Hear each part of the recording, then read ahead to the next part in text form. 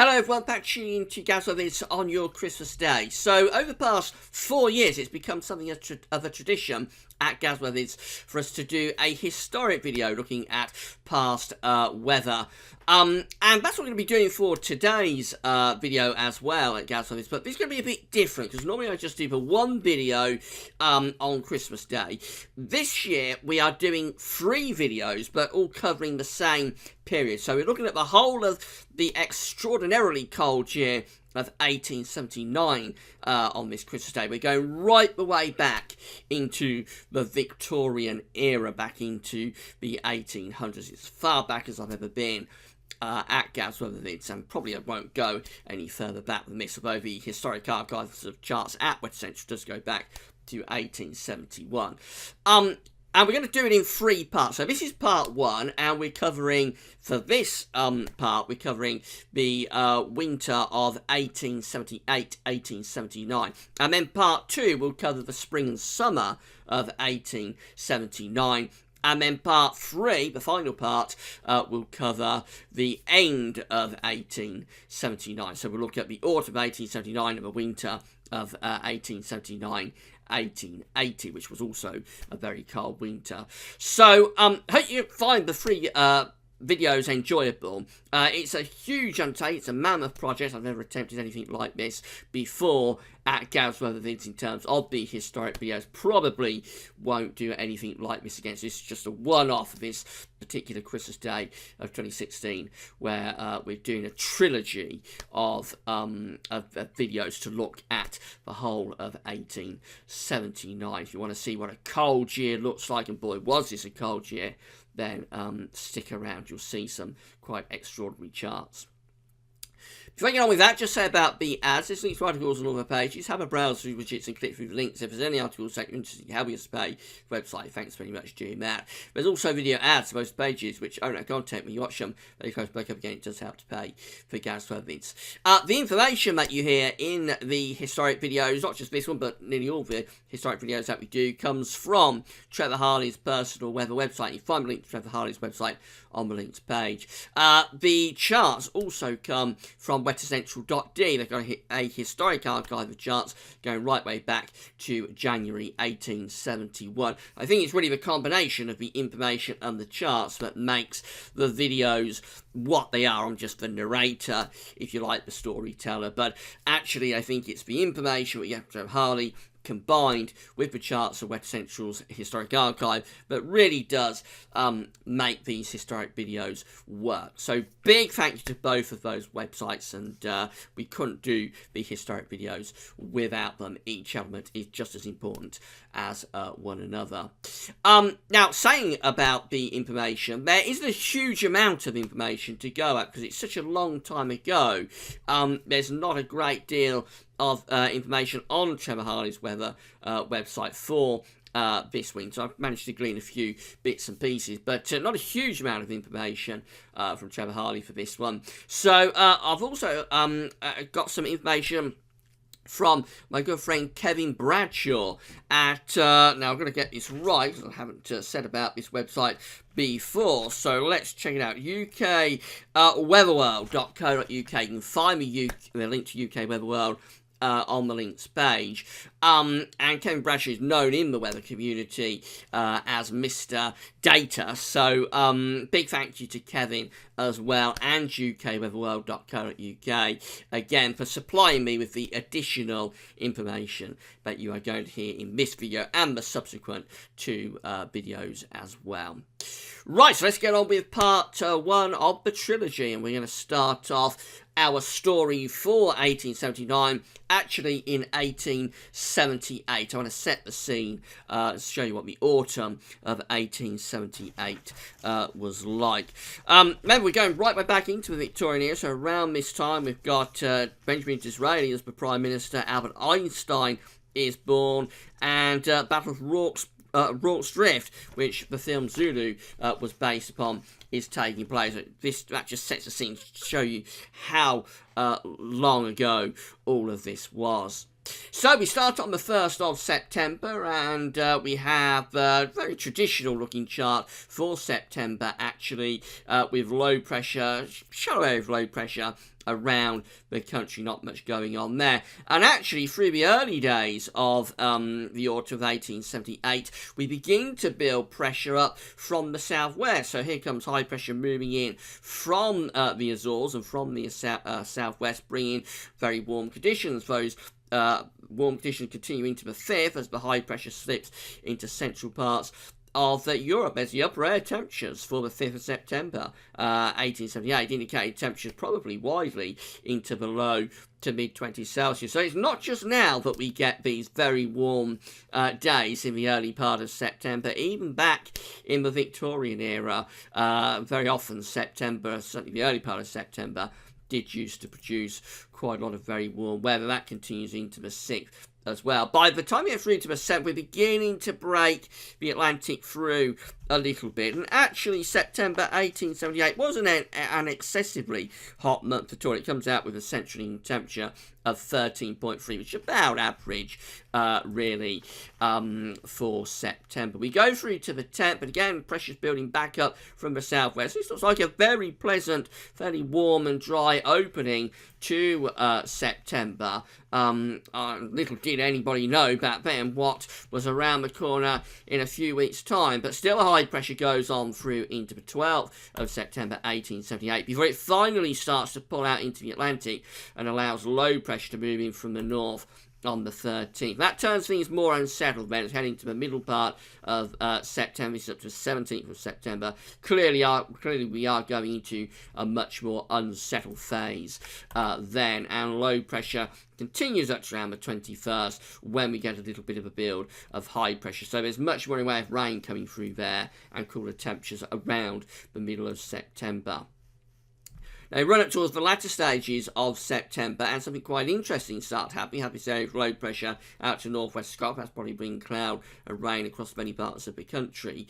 But more interesting than that is towards the end of the month, we start to get this build of pressure around Greenland and Iceland. That's quite unusual for the month of September. We often don't get high pressure around Greenland in September. But there we are on the 30th of September 1878. There's an area of high pressure in there over Greenland, bringing low pressure underneath it, going to be undercut. Must take a lot of rain in across the country. But that high pressure, that's the first time it's appeared, the Greenland high. And you're going to see that a lot more, I promise you, over the coming charts that you're going to witness. So we go through to the 1st of October. This has a central England temperature of 10.2, the 1st of October 1878. This is the last time we have an average or milder than average month, can you believe, until February 1880. There is a run of 15 consecutive colder than average months taking place from November. So this is the last time the temperature is either average or warmer than average for 15 consecutive months. Quite extraordinary. So we start off in October 1878 with this area of high pressure around Greenland and Iceland. We've also got high pressure down towards the Azores, of course, and low pressure coming in between, bringing showers or longer spells of rain. We move through into the early part of October 1878, and again we get this build of pressure across central parts of Europe that turns the winds into the south, blocking off this low pressure in the Atlantic. And heights are falling across Greenland, so at this point everything's beginning to shift round into the south or the southwest. That drags up warmer temperatures again from the south, with this area of low pressure stalling in the middle part of the Atlantic. There's the upper air temperatures for the 6th of October 1878, showing really warm air actually for October, covering most parts of the country. Suggests a little bit of an Indian summer is taking place there, possibly with temperatures into the low to mid-20s Celsius. Again, data and information for this period is very hard to come by. That's a very deep storm, probably remains of a hurricane developing across close to Newfoundland on the 7th of October. But for us, we're in this west-southwesterly flow of this area of low pressure in the Atlantic. Again, the air's coming up from the southwest, so it does look mild. probably losing the Indian summer conditions and quite a bit of rain moving through. The 8th of October looking very unsettled. This really deep storm, probably of ex-hurricane origins in the middle part of the Atlantic, just adding to the mix. And that races in up to the 10th, so we get battered by a hurricane there on the 10th of October. I don't know what the name would have been. I'm sure somebody probably does. But the remains of an ex-hurricane sweeping in there on the 10th of October. But the wind's still coming up from the southwest. So although very wet and windy, also really mild with the temperatures. Now we're going to change again as we go through to the 14th of October 1878. What's happening is that pressure is building over to the east of us. A big area of high pressure starting to block off the Atlantic, with this low pressure in the central Atlantic beginning to storm. The 15th of October takes that high pressure up towards Scandinavia and western Russia and gently starts to pull in an easterly wind. So obviously it's turning much drier under this high pressure and probably turning cooler as well. It's not a particularly cold air mass, this, because the flow is actually coming up from the southeast. And in fact, when I'm doing this video in 2016, we've had a lot of days that have been like this through the final stages of 2016, October and December, having a lot of days where we have high pressure to the east of us, but with the flow gently coming out of sort of southern Europe. So it isn't a particularly cold easterly wind at all, but it is indicative of the fact that high pressure is blocking these areas of low pressure are stalling in the Atlantic Ocean. That continues through to the 20th of October. Notice pressure is beginning to rise in the middle of the Atlantic and starting to push up towards Greenland as well. And then as we go through to the final week or so, it begins to turn much more unsettled. So low pressure starts to come back in from the northwest, bringing outbreaks of rain into the north and the west of the country. That low pressure deepens on the 22nd of October 1878. It turns really unsettled with the winds coming in from the west and also from the northwest. So not only is it turning unsettled, it's also turning cooler as well. And then we go into quite a cold end to October 1878. So we start to push that low pressure over towards the Norwegian Sea and turbid winds into the north. Again, pressure is beginning to rise around Greenland and Iceland. This is a period, again, where you very often don't get low pressure around Greenland and Iceland. You expect Greenland to be cooling down rapidly and the polar vortex to be gathering pace. There's no sign of the polar vortex at all here, as there isn't throughout most of the charts that you're going to see in this video. So this is how we go through to the end of October 1878, and now we're beginning to bed in the pattern of the winter. So the low pressure has shifted over towards the North Sea. We've got high pressure around Greenland and Iceland, and we're pulling the wind down from the north. So it turns much colder there at the end of October. That will bring snow showers into the north and the east, and also some very hard overnight frost. There's the upper air temperatures for the last day, Halloween, October 31st, 1878.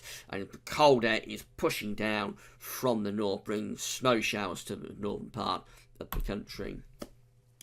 So now we go into our first colder than average month, which is November 1878, and this has a central England temperature of 3.5. That's a very cold central England temperature for November. In the 20th century, so the century after this, there was only, I think, 3, maybe 4 years that had Novembers as cold as this, and most of them actually occurred in the early part of the century. So you've got 1910, 1915, and possibly 1923 having Novembers that were colder than this. So only 3 Novembers in the 20th century were colder than November 1878.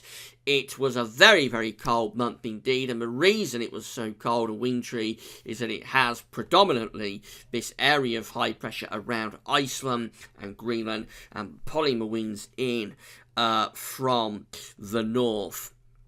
As we run through into the early part of November 1878, again, high pressure out to the northwest, low pressure is to the east, and the winds are coming in from the north. That will bring snow showers into northern and eastern parts of the country. The 5th of November, bonfire night, 1878, has an extraordinarily cold-looking chart, really, with high pressure through the Atlantic, going up to Greenland, low pressures through the continent, and again these bitterly cold winds are screaming in from the northeast. There's the upper air temperatures showing it isn't severely cold, but it's unusually cold for so early in November. You'd have hard night frost with that. You'd have snow showers in the north and the east in particular, and I'm sure the daytime temperatures would be struggling to get much above around 2, 3, 4 or 5 degrees. Look at this for the 8th of November 1878. Look how blocked it is. Very, very blocked there, with high pressure around Greenland, low pressure over Scandinavia. Follow the isobars back and you just see how far north the area's originated from. It's up here, right over the top of the North Pole, and then screaming down into the UK with those northerly winds. Things get more severe by the 12th. That low pressure is deepening in the Norwegian Sea, bringing a gale force northerly wind, and no doubt a lot of heavy snow showers being driven south, if not longer spells of snow for northern parts of the country. Again, the blocking around Greenland, extending through the Atlantic, going up to Greenland, really is quite extraordinary and very unusual for November. Certainly unusual in terms of the Novembers we are used to when I'm doing the video, of course, in 2016. Now we get through into middle part of November 1878 and do conditions improve? Not really. The high pressure continues to be out to west of us, but low pressure generally centred to the east and northeast. Again, the winds coming in from the north or the northeast, so it looks bitterly cold, and I'm sure this area of low pressure here on the 17th of November 1878 will be producing quite a lot of snow as well. A little bit of a change as we go through to the 20th. We start to build the ridge through the country, this ridge of high pressure, so we cut off that northerly supply of air, at least temporarily, probably thawing out across Scotland there, something a bit milder. Elsewhere, I would have thought a lot of frost and fog. Remember, this is before the Clean Air Act, so when the air is stagnant and cold in the winter, it will get foggy very, very quickly during this period of the Industrial Revolution. Loads of coal chimneys churning out, lots of soot and smoke. So any sort of slack weather conditions and you're going to get fogged up or smogged up even really, really quickly. 22nd of November 1878, and we're beginning to get that ridge in the Atlantic again, starting to move it up towards Greenland, and back we go into the 25th of November 1878 with high pressure back in across Greenland. Low pressure is through the UK, but cold air is beginning to gather from the north and the northeast once again. This looks like a snow event on the 27th. We run this low pressure up from the south. There we are on the 27th. Low pressure's around Biscay. On the 28th, it's pushing into the south of the country. Again, the winds are in from the northeast as that low pressure engages the cold air. I'm sure somewhere through Wales, the Midlands, northern England would have achieved quite an impressive snow event. Rain in the south with the fairly mild upper air temperatures there, but the cold temperatures are in the north, so Wales, Midlands, northern England probably would have had a big snow event from that. And that cold air pushes down through the country by the 29th as that low pressure is clearing away into the continent. We end the month on a cold note with high pressure still generally out west of us, low pressure to the east of us, winds are in from the northeast. Notice heights are starting to rise a little bit across Scandinavia. So that's how the autumn of 1878 panned out, but what about this winter of 1878? 1879. Well, it's the 7th coldest winter on record, so it's a very impressively cold winter indeed. Remember, the Central England temperature records are going back to the year 1659, and it's the up to 1963, it's the last time that we have 2 consecutive months in the winter coming out below freezing. So it's December and January that are the two coldest months of the winter of 1878, 1879, and they're both below freezing. December, this month that you're going to witness now, has a central temperature of minus 0.3 degrees. Very, very cold month, almost on a par with the coldest Decembers on record, although I have to say December 2010 was colder than that with its central England temperature, and also 1890 is colder than this as well. But it's certainly one of the coldest Decembers on record, the December you're going to see right now. And as I say, we'd have to wait until 1963 to find two consecutive months coming out below freezing again. So I think that's something like 74 years between this winter and 1963. So this is how we start the winter. Still cold, low pressure's up to the north, and we bring down the wind generally from a northwesterly type direction. Let's go through and see what happens. Well, we get this build of pressure moving through the country during the 3rd of December 1878. This will bring down very cold air from the north. So the first week to 10 days of December 1878 was exceptionally severe. There was some very severe cold temperatures indeed. In fact, the first 3 weeks were generally very cold. At Derrymere Abbey, the first 3 weeks are the coldest. The first 3 weeks of December 1878 are the coldest since 1855. So a long gap going on there between the years that were as severely cold as this in terms of the frost. 6th of December 1878 takes that high pressure out to west and pulls the winds down from the north. So again, this is really cold air plunging down across the country, no doubt bringing snow showers to the north and the east. There's the upper air temperatures showing we're bringing very cold air into Scotland and all parts of the country within that cold air. Things get more severe on the 7th as this high pressure again bridges through the Atlantic, goes up to Greenland, brings down this northerly wind. There's a kink in the ice bars indicating a cold front is introducing even colder air on the 7th. The 8th of December looks exceptionally cold with high pressure out to the northwest, the low pressure through Central Europe, and again these north to northeasterly winds screaming down across the country. We go through to the 12th and it still looks very severe indeed.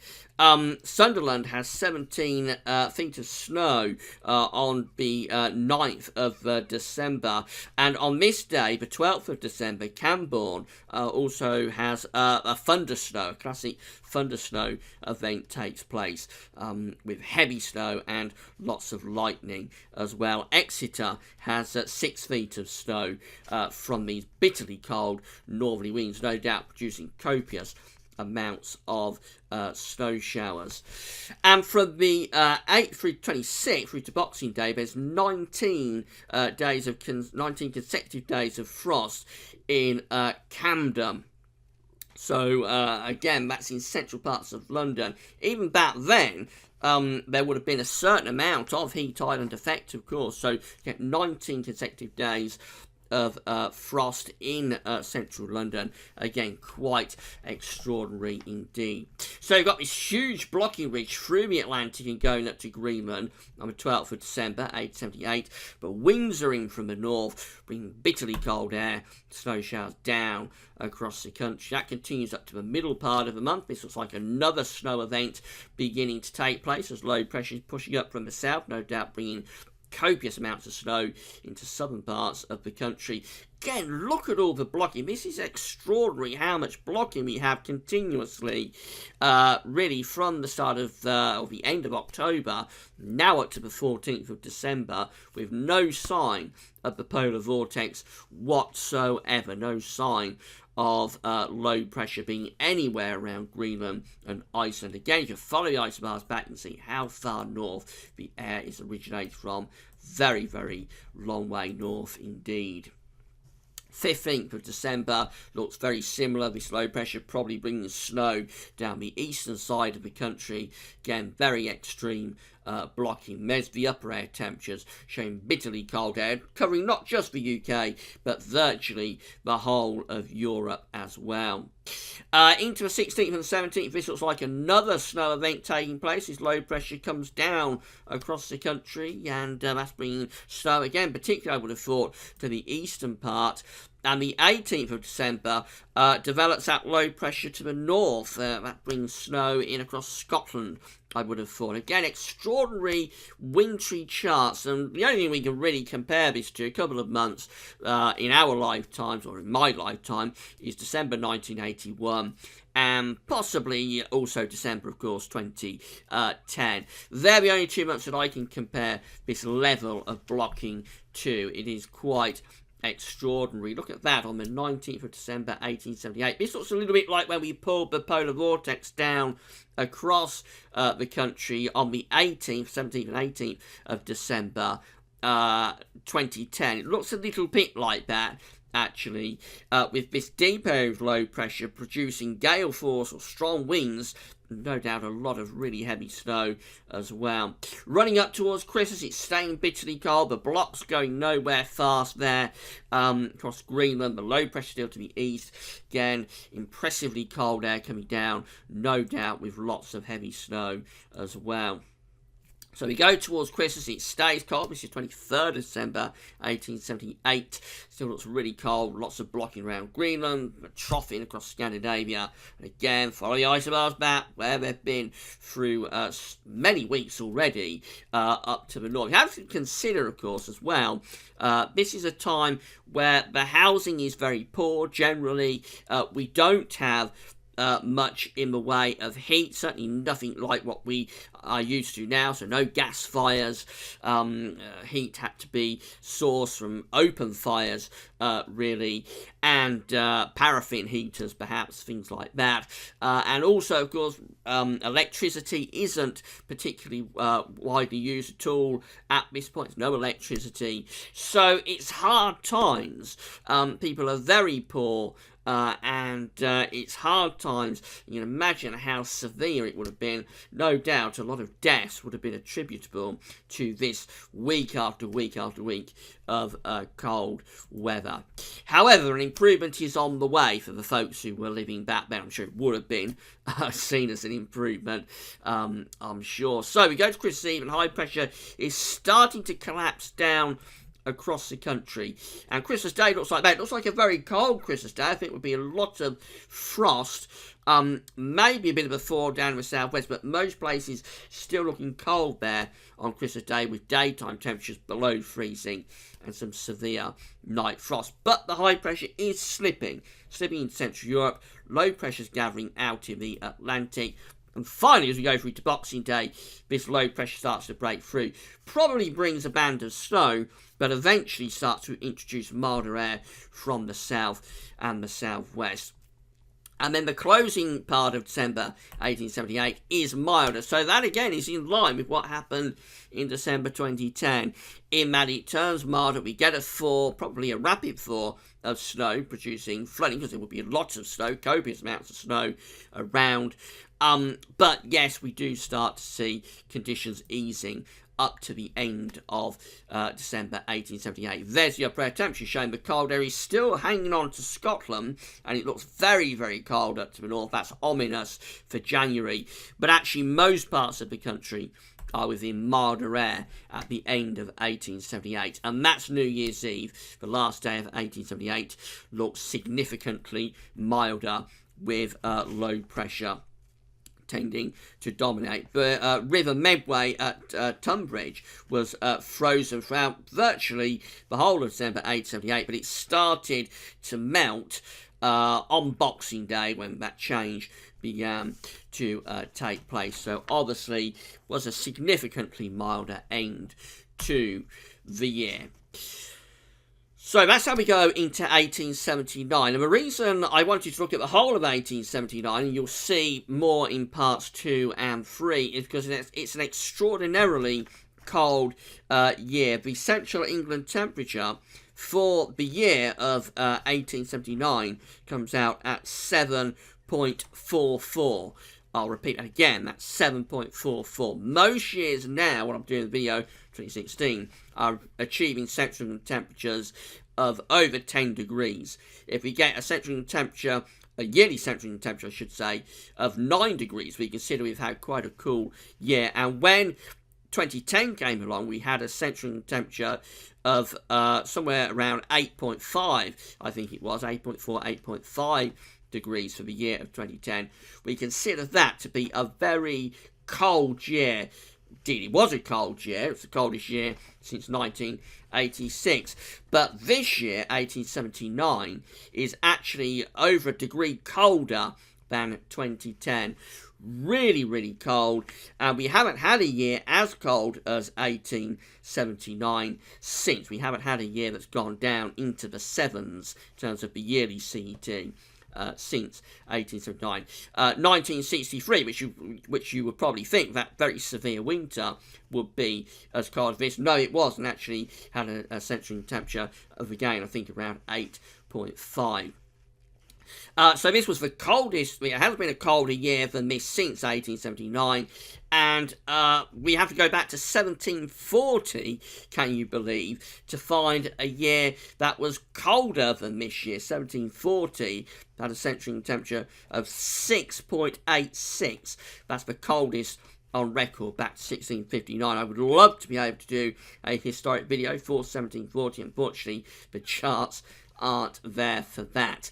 Maybe one day they will be, but I'll probably be long gone by the time they can be reanalyzed. Not sure if they ever will be able to.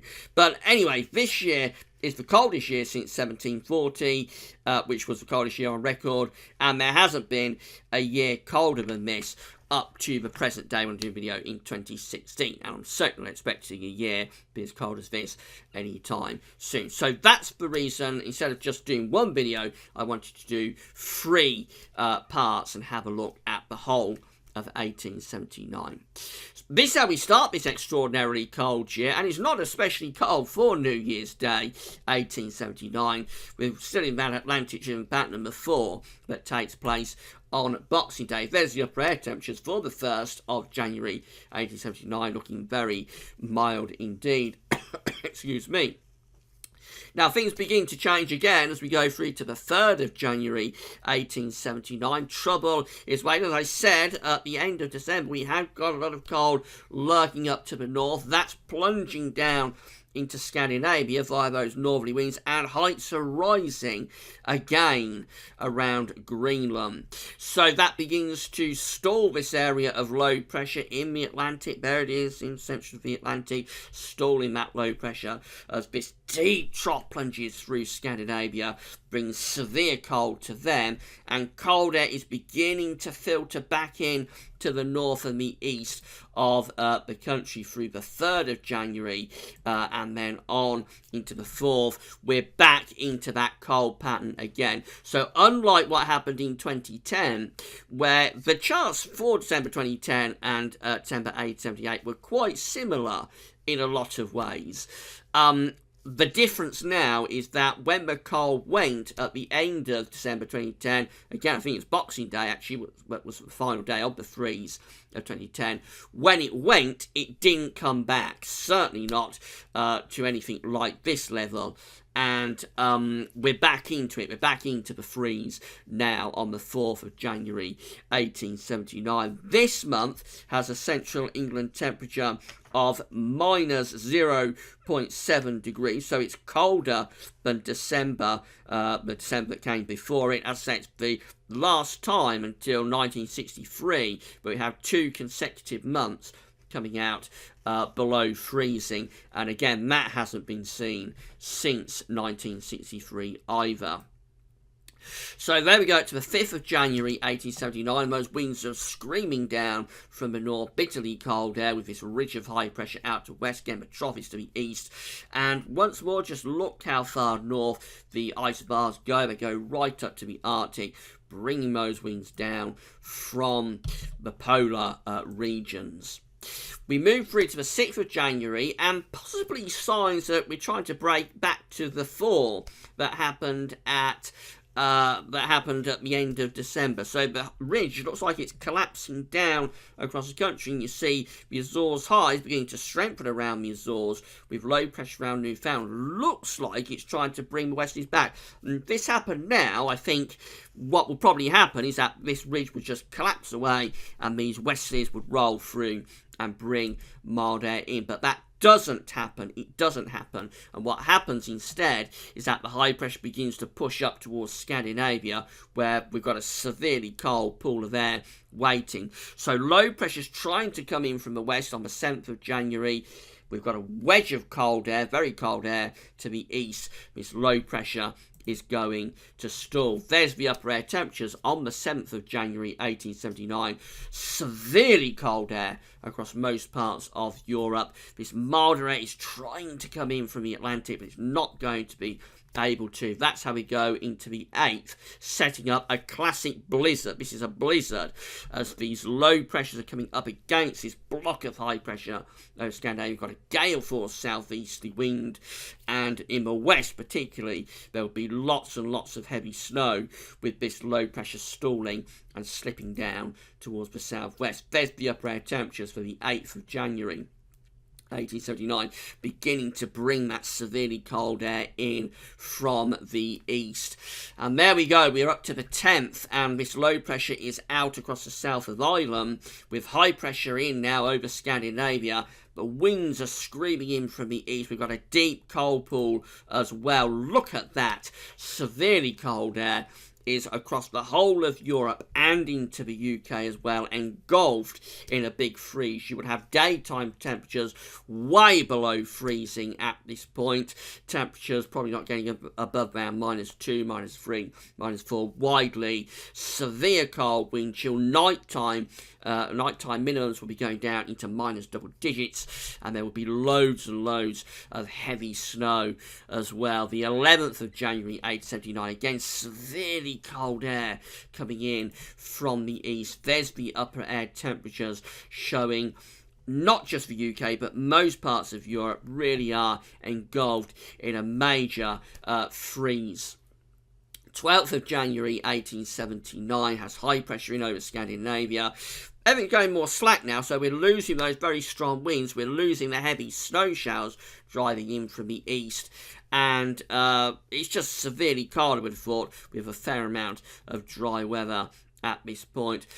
Bit of a change takes place for the middle part of the month when it starts to turn milder. We begin to bring low pressure in from the Atlantic. The winds turn to the south. No doubt that would initially produce lots of heavy snow, but this time, particularly for England and Wales, the milder air is beginning to push in from the southwest. That's the 14th of January, showing we are now significantly milder. We've lost all of that severe cold, and much milder air is pushing back up from the southwest. So that severe cold did relent there and allow things to turn milder around the middle part of the month. However, clearly with a CET of minus 0.7 degrees, that's not the end of the cold weather, so let's go on and see how it comes back. Well, we go up to the 16th, and we're still within a relatively mild flow at that point. But the 17th, look at this, low pressure is in the Atlantic, deep low pressure, 940 millibars, but it's stalling again, and the ridge is beginning to re-strengthen over UK and extending back up towards this main area of high pressure. That's across Russia. That's the Siberian high. It's extending into Scandinavia, throwing a ridge down into the UK. That's blocking off that deep low pressure in the Atlantic. So let battle commence on the 18th of January 1879. We've got this big block to the east. We've got the low pressure out to the west. We've got winds in from the south. So initially it's probably quite mild, especially in the west, and wet, but it looks like that low pressure is going to lose the battle. There's the upper air temperatures on the 18th of January 1879, looking generally quite mild. But by the 19th, that low pressure has lost the battle. It's stalled in the Atlantic. The weather fronts are being pushed back into the Atlantic as this high pressure builds over Scandinavia. Classic Scandinavian high. Folly isobars back. Yes, the winds are going into the east. And off we go again. There's the upper air temperatures for the 19th of January 1879. Again, a very deep cold pool is sitting there just to the east of us, lurking. Theme from Jaws, no doubt, will be playing if Jaws have been made at that point, as this severely cold air is starting to move back in from the east. That's how we look on the 20th of January. Again, the high pressure dominating. Winds are back in from the east. Hard overnight frost. And I'm sure daytime temperatures would again be struggling to get above freezing. Low pressure has a go at coming in from the Atlantic on the 21st. Doesn't pull it off. And I would have thought that produces some sort of snow event down across the south. Again, look how extensive that cold pool is to the east of us. Then the high pressure begins to move westwards as we go into 22nd of January. Bit of retrogression starting to take that high pressure from Scandinavia and headed in towards Iceland. So with it comes the cold pool. Severely cold air is centred over Scandinavia, and that's pushing across the North Sea into the UK. I'm sure these easterly winds would have been driving in lots of heavy snow, particularly across England and Wales, probably less so for Scotland with those severely cold temperatures. Look at that upper air temperature chart. 23rd of January 1879. The -10 isotherm has cleared the whole of the UK and Ireland.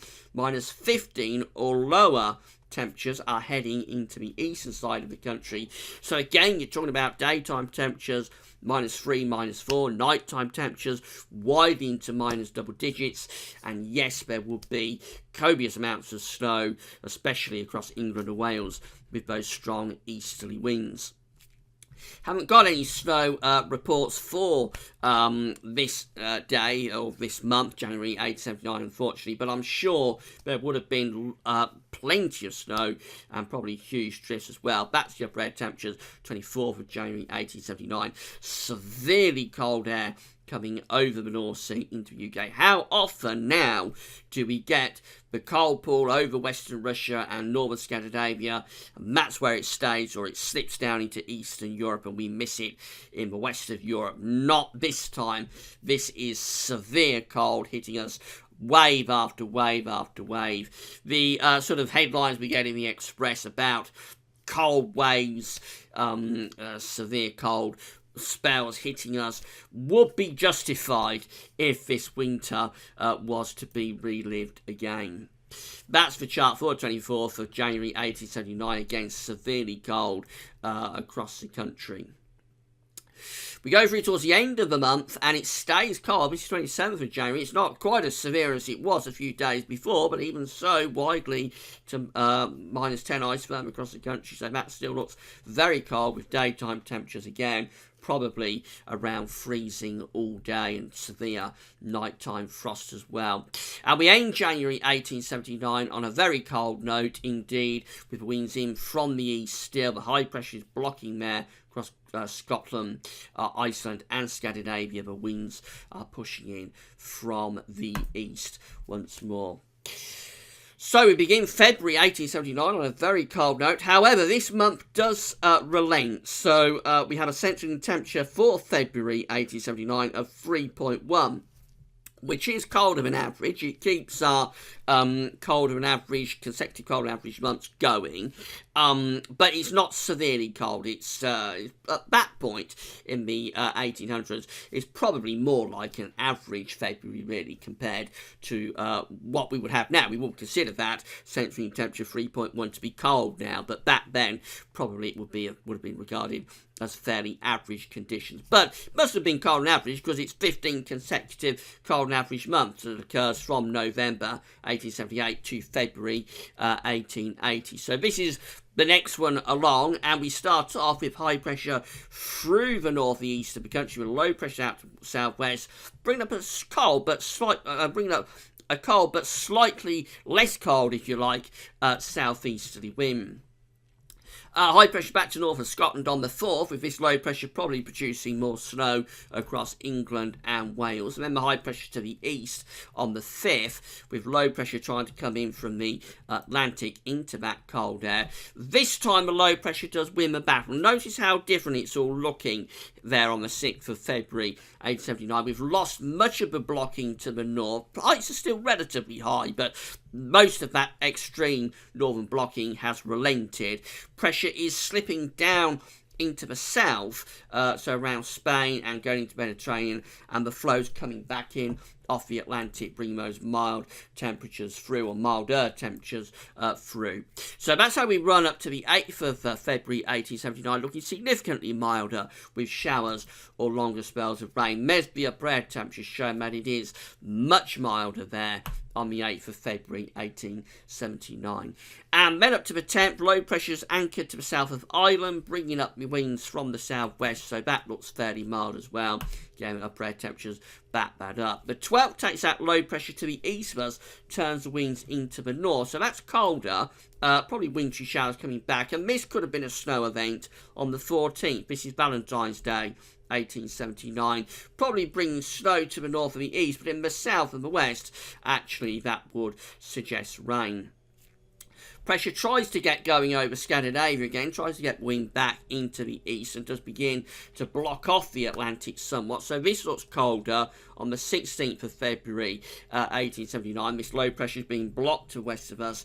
We've got the winds in from the south or southeast, but I think that's cold air being dragged back in off the continent. Upper air temperatures don't look that impressive. The deep cold pool has now been pushed back in towards the north of Scandinavia and western Russia. This is probably cold enough in terms of the surface level air, which is continental. This is probably cold enough for most of us to have been seeing snow there on the 16th, except in the southwest, where I should think it would have rained. And then we go through into the last stages of February 1879. It all looks very messy, really. Lots of low pressures bringing showers, longer spells of rain. We're still on the cold side of a jet stream. That's going down through Spain there with the black line. That's where the jet stream is. So we are still on the cold side of the jet. I'm sure there would have been snow with these areas of low pressure, but it isn't anywhere near as severe. Get another push of cold air from the north on the 24th of February 1879. The high pressure's in over Iceland. The winds are coming down from the north or the northeast. Upper air temperatures do look cold, not severe as we had earlier in the winter through December, particularly January, where it's very severely cold. This is standard cold air, really, but it's enough to still be producing snow. And on the 26th of February 1879, again, strong northeast winds coming through England and Wales, particularly bringing lots of snow. I suspect this would have been one of those winters where England and Wales is snowier than Scotland and Northern Ireland, although I think December would have been very snowy in the north, probably less so for January and February. I think the snow would have been more focused, don't know for sure, but I think the snow would probably have been more focused on England and Wales with these near continuous easterly winds. And then we finish the winter. This is the last day of the winter of 1879, 28th of February. And it's starting to turn a bit milder again as the flow's going back into the west. So you see there was plenty of cold weather through February 1879. Just compared to December and January, the blocking wasn't anywhere near as extensive. And as a result, the cold wasn't anywhere near as severe. Now, normally at this point in the historic videos, I would show you some pictures just to round things up, but I'm not going to be able to do that because it's so far ago. I couldn't really find anyone who did a Google search. So I'm going to show you some reanalysis. This is from our good friend James Ackrill. This is the 500 millibar height anomaly reanalysed for December 1878. You see how extreme the blocking was there across Greenland, and also, of course, how deep that trough was across central parts of Europe. The reason it was so cold, because in between the trough and the ridge, we have the winds coming down from the north and the northeast. Severe cold month. And this is how January 1879 looks reanalysed. Again, the reason it was such a severely cold month is that we have all this blocking up to the north. It extends from Greenland, goes to Scandinavia. Low pressure is underneath it. Very easterly month this. I think December 1878 was very northerly. January 1879 was very easterly month. So that's why the snow distribution is probably different from December through to January. And then this is February 1879. That's the reason that it's a much milder month. The blocking is much less intense. There is still a bit of blocking across Greenland, but it's far less extreme compared to what we have. And consequently, the trough is much further north and west, actually centred over UK as opposed to being to the south and the east, which means we have a more westerly component, albeit we've just seen the evidence. We did get cold conditions at times. There was plenty of snow through that month of February 1879, but it's just compared to the 2 previous months, the blocking was much less extreme. That's how the winter overall looks of 1878, 1879. Again, very extreme blocking pattern there with above average heights through Greenland. It goes to the north of Scandinavia as well. There's the trough to the west of Europe. And again, the winds are in from the north or the northeast in terms of the pressure distribution. The temperature anomaly for December 1878 looks like that. Significantly cold on average, focused on the west of Europe. Notice, interestingly as well, virtually all of America, certainly Central and Eastern America, very significantly cold through this winter also. There's an idea around at the moment that if it's cold in America, it will always be mild in the UK. That is not the case at all. You can get it severely cold on both sides of the Atlantic if you have the required amount of blocking. We did in December 1878. Consequently, both sides of the Atlantic are severely cold. And that's the case for January as well. Look how cold January 1879 was. Remember, these are temperature anomalies. So those anomalies are something like 5 to 7 degrees or more colder than average through the UK, much of northern Europe, down into western Russia. Extraordinarily cold temperature anomalies there in January 1879, and most of America plunged into the freezer as well. I mean, it all looks much more moderate for February 1879. Still a bit cold on average, already established. It was a slightly colder than average month and continued that run of 15 consecutive cold and average months that will end a year later. But again, much less extreme with the cold for us, although for Scandinavia, still another very extremely cold month indeed. And also notice in America, a very similar story. The cold is not as extreme or widespread there in February 1879. Overall temperature anomalies for this winter of 1878-1879 comes out for the UK around 3 to 4 degrees colder than average. As I say, it was the 7th coldest winter on record back to 1659. Colder than that for Scandinavia. Extremely cold winter there, though we have a lot of people watching from Scandinavia. You have this now, I'm sure you would enjoy it, but perhaps it would be too cold, I don't know, but certainly it was a very extreme cold winter for Scandinavia, as it was for most parts of America as well. Big thanks to James Ackroyd, as always, for supplying us with that reanalysis. And that's it for part 1. Then that's covered the winter of 1878-1879. Part 2 is going to cover the spring and the summer of 1879. You can have a look at that now or come back to it later. Will be kept at Gazweb. It's within the historic section indefinitely anyway, so don't worry, you'll be able to watch that whenever you want it or whenever you need it. That will be a short video. This has gone on for over 50 minutes. That one is going to be a shorter video covering the spring and summer of 1879, but very interesting charts in there. And then part 3, which is also here for you to watch whenever you want it from right now. You watch it right now if you want to. You come back to it later or whenever you want. Part 3 will cover the rest of 1879. So that's the autumn and then into winter of 1879, 1880. That's probably going to be quite a long one as well. Right, thanks so much for tuning in on this Christmas Day. If this is the only video you're going to be watching today on Christmas Day, then huge thank you to everybody for tuning in. If you want to go on to parts 2 and 3, certainly they're there for you to do that as well. So all that remains is to say thanks so much for tuning in on this Christmas Day and spending a bit of time with Gazware Vids at Gazware Vids. And thanks so much. Have a great day. That's it for now. Thanks for watching.